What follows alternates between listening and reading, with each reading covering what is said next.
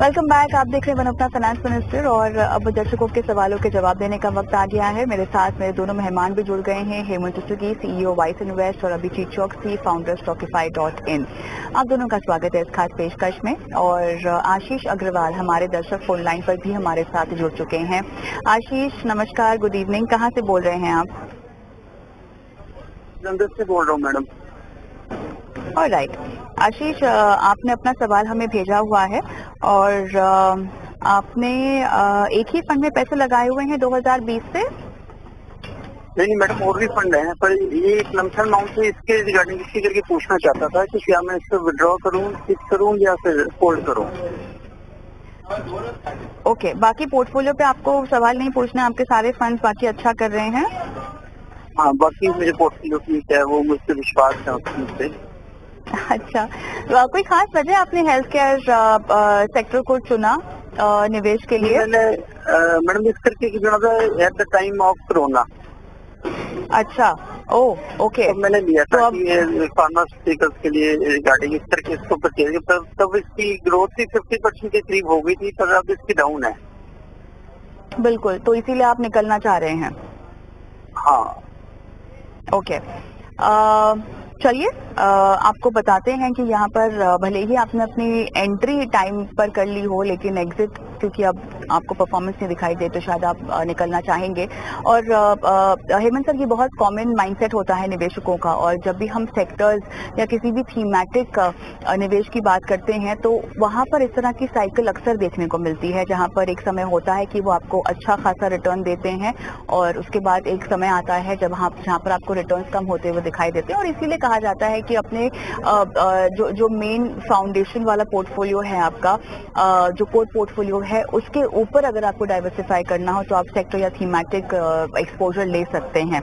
मैं नहीं जानती कि इनका कोर पोर्टफोलियो कैसा है, क्योंकि उसकी जानकारी उन्होंने नहीं दी है, और बोल भी रहे हैं कि बाकी फंड्स जो है पोर्टफोलियो में वो परफॉर्मेंस को लेकर खुश है उनकी। अब क्योंकि यहाँ परफॉर्मेंस डाउन होती हुई दिखाई दे रही है इनको इस फंड में, तो निकल जाना चाहिए।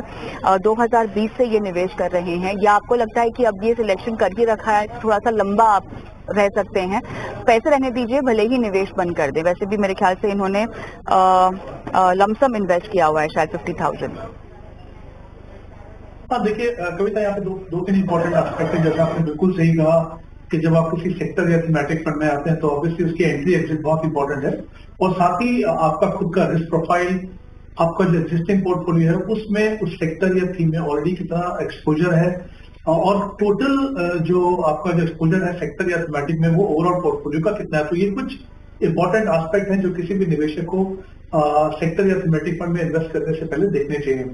पर अगर मैं इस पर्टिकुलर केस की बात करूं तो इन्होंने कहा कि कोविड के समय पे इन्होंने इन्वेस्ट किया था। ऑब्वियसली उस समय पे फार्मा फंड जो है बहुत अच्छा परफॉर्म कर रहे थे, और उन्होंने काफी अच्छा भी परफॉर्म किया। बीच में थोड़ा सा एक पीरियड था जब उन्होंने शायद जो दूसरे कैटेगरी जो फंड थे उन्होंने बेहतर परफॉर्म किया होगा। बट अगर मैं इसके दो एस्पेक्ट पे बात करता हूँ, एक तो बात करता हूँ कि अगर उनको बने रहना है तो इंपॉर्टेंट एस्पेक्ट है कविता यहाँ। एक तो ये कि अगर उनका रिस्क प्रोफाइल अभी भी उनको अलाउ करता है कि वो सेक्टर फंड में रहें तो वो चाहे तो उसमें बने रहे। इनफैक्ट मुझे लगता है अब समय है फार्मा फंड्स को देखने का। वो जो डिफिकल्ट पीरियड था, जो पीरियड था जहाँ पे इंडस्ट्री परफॉर्मेंस जो टेपर डाउन हुई थी, वहां से अगर मैं यहाँ से देखूं तो हम एक्सपेक्ट कर रहे हैं कि जो फार्मा सेक्टर है उसकी ग्रोथ करीब 10% या उससे थोड़ी ज्यादा होनी चाहिए। ये जो फंड्स हैं, जैसा कि हम जानते हैं, ये फार्मा कंपनीज में, हेल्थ केयर प्रोवाइडर्स में जो रिसर्च डेवलपमेंट पे फोकस करते हैं, और जिस तरीके से हमारी जो फार्मा सेक्टर की जो कंपनीज हैं जो नई टेक्नोलॉजी या नए नए जो ऑप्शंस को देख रहे हैं, तो मुझे लगता है कि ये अच्छा समय है इनफैक्ट अगर किसी को सेक्टर फंड में फार्मा में जाना है तो वो इन्वेस्ट करने के लिए। बट जैसा मैंने कहा, और भी इंपॉर्टेंट एस्पेक्ट है जो आपको देखने की जरूरत है कि आपका इस सेक्टर में कितना एलोकेशन है। बाकी जो इनका पोर्टफोलियो है अगर वो उसको एनालाइज करें, देखेंगे फार्मा सेक्टर में अगर मान लीजिए ऑलरेडी उनके पास 8 या 10% का एक्सपोजर है, तो फिर आपके लिए वो सूटेबल है कि नहीं, उसमें जैसा मैंने कहा कुछ इंपॉर्टेंट एस्पेक्ट हैं इनको देखने की जरूरत है। आशीष जी, कोई सवाल पूछना है आपको? नहीं, वो कहते हैं कि बने रहना चाहिए, तो मैं इस पे बने रहूंगा। बिल्कुल बिल्कुल sir, all the best, all the best. आगे बढ़ते हैं और बालकृष्ण जी का सवाल मैं लूंगी। ये अपना सवाल अभिजीत से पूछना चाहेंगे। बालकृष्ण जी नमस्कार, कहाँ से बोल रहे हैं? नमस्कार मैम, मैं यमुनानगर से बोल रहा हूँ मैम। अच्छा, बताइए, आपने 15 सालों के लिए पोर्टफोलियो बना रखा है? हाँ ये मैम मेरी वाइफ ना? का पोर्टफोलियो है। अच्छा, आपकी वाइफ का पोर्टफोलियो है, ठीक है। हाँ जी मैम, उनके बारे में जानकारी चाहिए थी आपने कहा है कि कि कैसा बाजार में रहेगा ये जैसे गिरावट पोर्टफोलियो। होगी तो आप बिल्कुल, हाँ जी आपने हाँ कहा है जी कि आप हाँ जी लमसम हाँ भी जी। इन्वेस्ट करते रहेंगे, ठीक है। हाँ जी मैम ओके, बिल्कुल। तो पराग पारिक का फ्लेक्सी कैप है, कोटक का multi cap, ICICI large and mid cap, HDFC flexi cap, Nippon India का मल्टी कैप है, quant large and mid cap है। और कब से इन्वेस्ट कर रहे हैं आप? अभी मैम 2-3 महीने से शुरू किया है। अभी शुरू किया आपने? हाँ जी मैम, अभी स्टार्ट किया। पहले मेरा चल रहा था, मेरे बेटे का चल रहा था, अभी अपने वाइफ के लिए भी बनाया है। ओके, तो मुझे इसके ये बारे बात में बताइए जानकारी कि चाहिए थी। 15 सालों में कितना? 9 मंथ्स हुए। ओके, लमसम भी आपने निवेश कर रखा है? हाँ मैम, ऑलमोस्ट सारे ही फंड्स में मैंने लमसम कर रखा है। किसी में 1 लाख, किसी में 50,000, किसी में 90,000, ऐसा मैंने सारे ही फंड में लमसम भी कर रखा है और उन्हीं फंडों में मैं एसआईपी भी कर रहा हूँ और हर साल उसको मैंने स्टेप अप के लिए भी कर रखा है। 15% एवरी ईयर स्टेप अप भी कर रखा है। तो मैं ये जानना चाहता हूँ कि मतलब जो फंड्स जो मैंने सेलेक्ट किए हैं वो सारे फंड्स सही है या किसी फंड से मुझे निकलना है या कोई फंड ऐड करना है? ठीक है, बिल्कुल बताते हैं। 2.5 शायद ईयर चाहिए पेंशन के लिए नेक्स्ट 20 ईयर्स।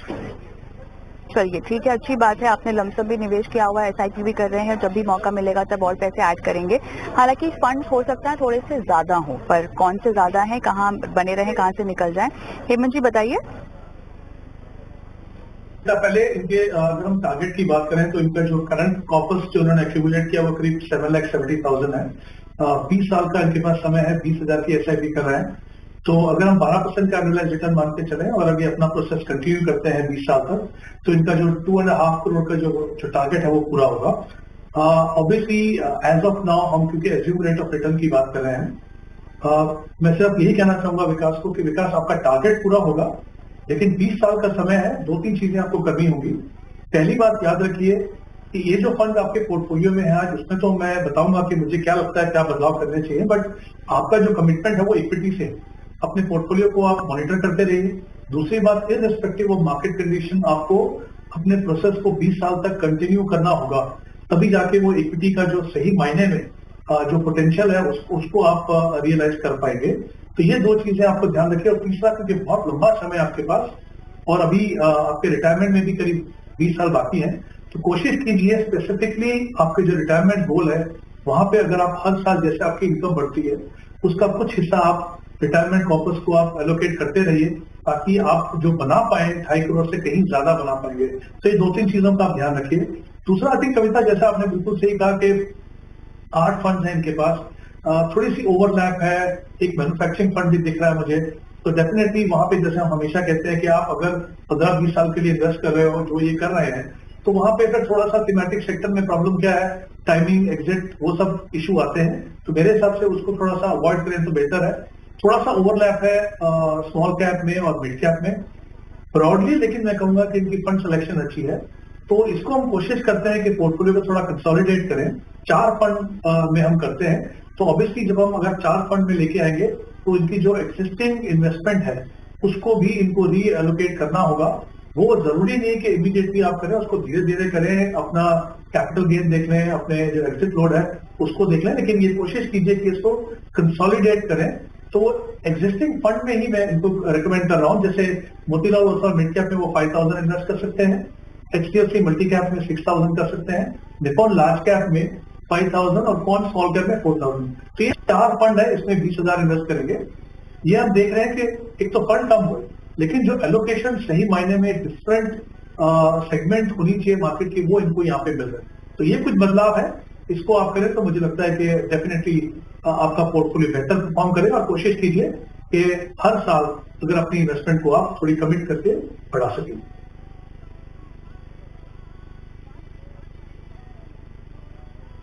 चलिए, विकास क्या मेरे साथ फोन लाइन पर है इस वक्त? Yes ma'am, yes ma'am. तो विकास देखिए, बदलाव आपको बता दिए हैं जी। तो मतलब मुझे मैम अब 8 फंड से अब 4 फंड करना है, 4 फंड जो है वो हटाने। बिल्कुल, हाँ हाँ, ठीक। ठीक है। All right Vikas, all the best, all the best. Thank you. चलिए आगे बढ़ते हैं। हाँ मैम, मैं जो पोर्टफोलियो आपको भेजा हुआ है रिव्यू के लिए, हाँ हाँ उसमें मैं ये जानना चाह जी रहा था, ये अमित, जो मेरे हाँ जी, बोलिए। हेलो, हाँ अमित, आवाज आपकी आ रही आवाज है? आ रही है। जी जी हाँ आवाज आ मैं रही ये है, बोलिए पूछना ना। चाह रहा था कि ये इन फंडों में मैं लास्ट 5 ईयर से इन्वेस्टेड और लगभग इसमें 7 ठीक है। लाख एक्यूमुलेट कर चुका हूँ अमाउंट, और मैंने इसमें टारगेट गोल सब दे रखा हुआ है। मैं एक नेक्स्ट फंड ऐड करना चाहता हूँ, तो सेम फंड में जो SIP का अमाउंट इंक्रीज करूँ या फिर कुछ अलग से इंडेक्स फंड या कॉन्ट्रा फंड या वैल्यू फंड ऐड करना है, तो इसमें मैं सबसे रिक्वेस्ट जानना चाह रहा हूँ। ऑलराइट, उसके अलावा आपने और भी डिटेल्स दे रखी है जहां पर आपका एनपीएस के टियर 1 में भी निवेश जाता है और अभी तक उसकी वैल्यू 9 लाख रुपए है। आपका क्या है स्कीम का सिलेक्शन एनपीएस में? Tier 1 ma'am, by default government employ. हाँ, लेकिन उसमें आपने अपने लिए स्कीम का सिलेक्शन कर रखा है, किस तरह से आपका एक्सपोजर वो जाता है इक्विटी या? गवर्नमेंट मैम, गवर्नमेंट के थ्रू ही सिलेक्शन होता है, उसमें 3 कंपनी है, तो आपका UPI, ऑटो चॉइस SBI ही और होगा, LIC। आपका ऑटो चॉइस में ही है बिल्कुल। नहीं, ऑटो चॉइस नहीं है उसमें, वो गवर्नमेंट करती है चॉइस। बट इसका एलोकेशन आप बदल सकते हैं। आप अगर एक्टिव चॉइस के तहत जाएं तो अपना इक्विटी में एक्सपोजर बढ़ा सकते हैं स्कीम के तहत। उसके लिए मैडम मैंने टायर 2 अकाउंट ऑलरेडी ओपन कर रखा है। टायर 2 में मैं इन्वेस्ट हाँ। करता हूँ, उसमें मैंने एक्टिव चॉइस दे रखा है HDFC उसमें जो तो 10% उसमें आपने कर रखा है, ठीक है। जी। तो ये जो आप 9 लाख वैल्यू बता रहे हैं, ये दोनों की कंबाइन बता रहे हैं, टियर 1 टियर 2 की? नहीं मैडम, टियर 1 की है ओनली। तो टियर 2 की वैल्यू क्या होगी? उसकी ज्यादा हो गई होगी ना अभी, अगर उसका इक्विटी में आपका एक्सपोजर ज्यादा है तो। हाँ, उसकी अप्रोक्सीमेट, उसको मैंने लेट स्टार्ट किया था, तो उसमें अभी मेरा 3 से 4 लाख है। ठीक है, ऑलराइट। और आपकी अभी ईएमआई भी चल रही है 9,000 रुपए की। बेटी की पढ़ाई के लिए 15 साल में चाहिए 70 लाख और बेटी की शादी के लिए 20 साल में चाहिए 1.5 करोड़। ऑलराइट, बहुत बढ़िया, आपके फाइनेंशियल गोल्स भी लाइंड अप हैं और निवेश हालांकि आपको कितना और बढ़ाना चाहिए। सुकन्या समृद्धि योजना में भी आप डाल रहे हैं पिछले 4 साल से, तो ऐसा नहीं है कि बेटी की पढ़ाई लिखाई के खर्च को आपने कवर नहीं किया हुआ, बिल्कुल कवर किया हुआ है। ऑलराइट, हेमंत सर बताइए, अब एक एक करके इनके गोल्स देखते हैं। मेरे ख्याल से बेटी की पढ़ाई का सबसे पहला लक्ष्य है जिस पर फोकस कर लेना चाहिए। उन्होंने सुकन्या समृद्धि योजना में तो निवेश किया ही हुआ है, लेकिन उसके अलावा इनकी SIPs भी चल रही हैं, बताइएगा। हाँ यस कविता, आई थिंक इनके 2 गोल्स हैं, जैसा आपने बिल्कुल सही कहा। एक बेटी की एजुकेशन का है और दूसरा बेटी की शादी के लिए उन्होंने एक टारगेट सेट करके रखा है। तो एजुकेशन के लिए इनका जो समय इन्होंने दिया वो 15 साल का है और इनका जो टारगेट है वो 70 लाख का है, और मैरिज के लिए आई थिंक 1.5 करोड़ रखा 20 साल के बाद।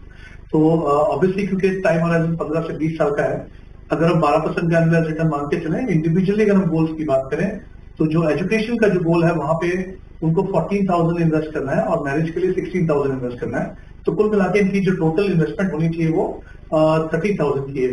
अगर मैं इनका एग्जिस्टिंग पोर्टफोलियो देखूं तो जैसा आपने इनसे बात की कि इनका एनपीएस है, तो ऑब्वियसली वो हम इस गोल से अलाइन नहीं करेंगे। वो इनके रिटायरमेंट के लिए है, वो टियर 1 टियर 2 दोनों में इन्वेस्ट कर रहे हैं, तो वो उसको हम अलग से रखते हैं। बेटी की जो एजुकेशन है, अगर हम इनकी पूरी SIP है, करंट जो SIP इनकी आई थिंक अराउंड 8,500 की है। उन्होंने कहा कि शायद 2,500 से अपनी SIP बढ़ा सकते हैं, तो वो कुल मिला के 11,000 की SIP होगी और सुकन्या समृद्धि में करीब 3,000 रुपए इन्वेस्ट कर रहे हैं।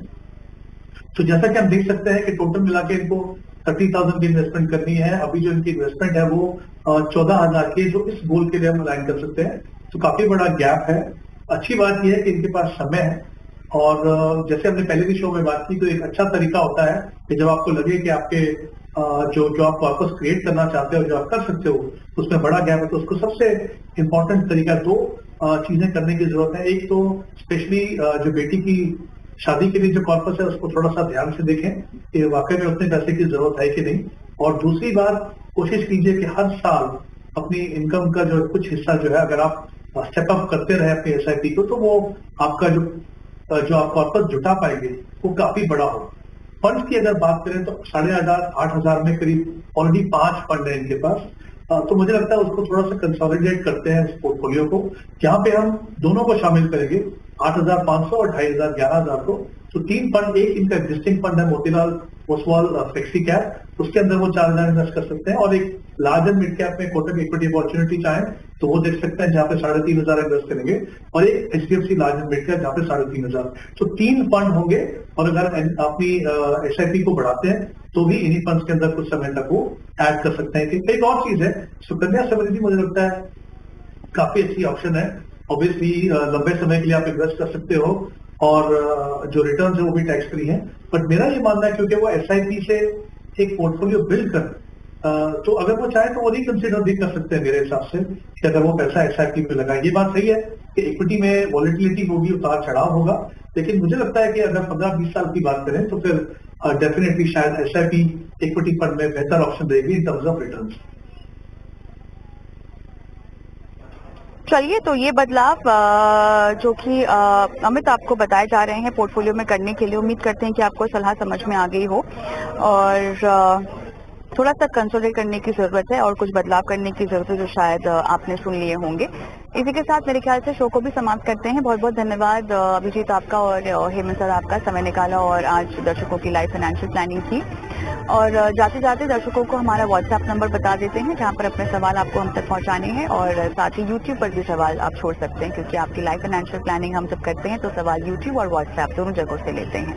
नमस्कार।